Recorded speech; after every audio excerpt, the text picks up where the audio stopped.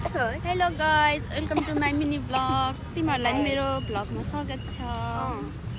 आज हामी कति दिनपछि भेट्यौँ? तेरो मेरो होइन, कोप्लाको र मेरो त अस्ति पनि भेट भएको है। कोप्ला हजुर कति दिन भयो होला? 15-20 दिन, 1 महिना भयो होला।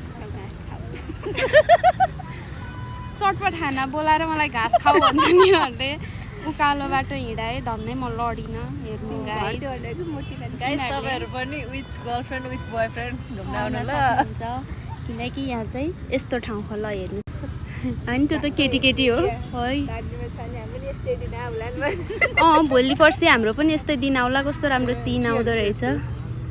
भाग्यमा छ भने हाम्रो पनि यस्तै गरी बस्दिन आउला।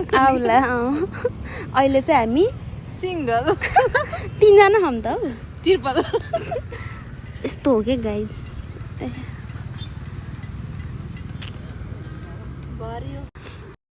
यो डुब्नालाको सनसेट है गाइज।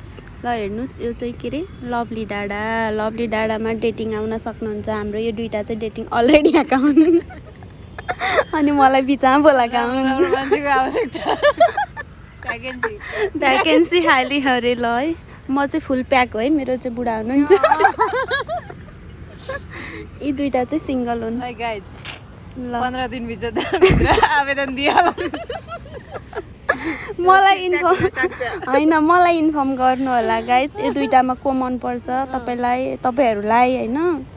मन पर्यो भने ल तिमीले भनिदेऊ त। त्यति सिटको व्यवस्था भएकाले जति सक्दो चाँडोभन्दा चाँडो सम्पर्क। सिट खाली होइन फेरि एउटा त हुन्छ है, सिट चाहिँ कति हुन्छ र।